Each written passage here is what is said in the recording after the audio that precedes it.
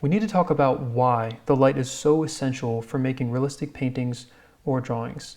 We'll be looking at these objects in 3D software to really understand how the illusion of three dimensions is created, and then I'll show you how you can apply this into your own artwork today.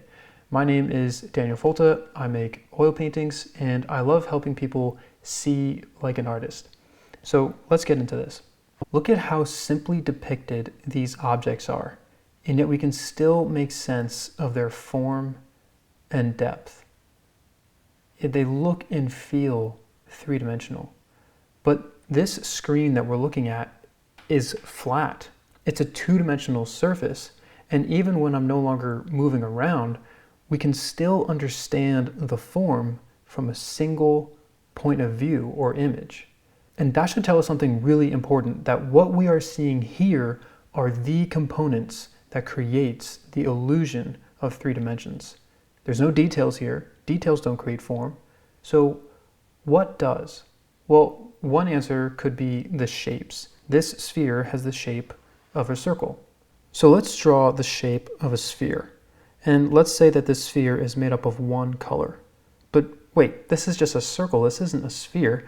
Same thing with a cube. The outer shape looks something like this, but now we have a flat hexagon. It's not until you paint the light that you can create the illusion of form.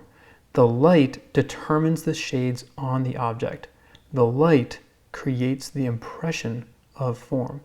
Every decision that's going into this painting is based on how the light is interacting with these objects. This isn't just an art trick, this is something that happens in reality.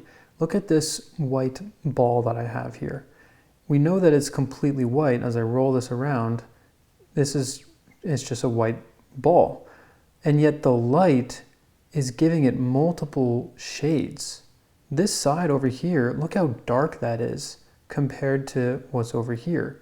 So it's not enough to say that this is a white ball when you're trying to create the illusion of three dimensions. You have to think in terms of its different shades based on how the light is interacting with this.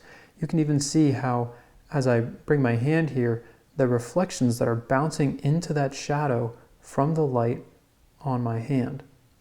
And how do we see in the first place? Well, light travels from a light source, it bounces off of things and enters our eyes. Everything that we see is just different amounts of light entering our eyes at different wavelengths. So we don't see objects, we see light. So the light is the primary influencer for the things that we see, not the objects themselves. It influences the values, the edges, and the colors, and it even creates shapes that otherwise wouldn't exist.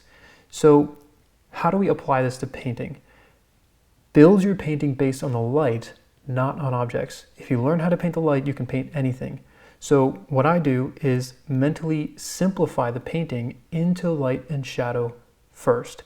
And I want to show you the power of doing it this way, if I can really ram this home. Let's say that I want to make a painting of this, and I decide to paint object by object. So the sky is blue, the ground could be brown, and we've got some dark gray rocks for the cave, and getting into this character here. I'm just thinking about what the color of each object might be and putting it down. And this is an extreme example, but the result of thinking this way is flat artwork. But if I start instead with just covering all of this in shadow and then erasing the shadow to create the light, I can quickly capture this scene with form and with depth. Everything is a mess, but our brain is already starting to convince us that this is a believable work of art. That's how powerful the light is. It is the thing that our brain uses to make sense of things. And even when I remove these lines, the structure holds up. And now you have the underpinnings of a painting that creates the impression of form.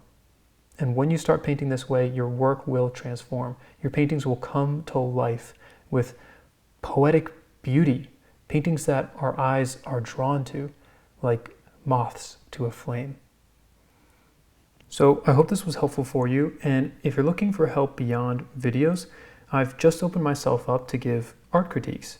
And I'm just trying this out, so I'm not sure how long I'll keep this up, and we'll just see how things go. But in my critiques, I really aim to be constructive in reinforcing strengths, identifying weaknesses, providing solutions, really taking the time to explain a concept if necessary so that you gain understanding along with the feedback. And these critiques are not opinion pieces. I really try to keep it objective, and I'm focused solely on how an artwork could be improved from a technical standpoint. So if you're in need of some coaching, getting a critique would be a really good place to start, and you can check for links in the description to see what's available. Happy painting, everyone.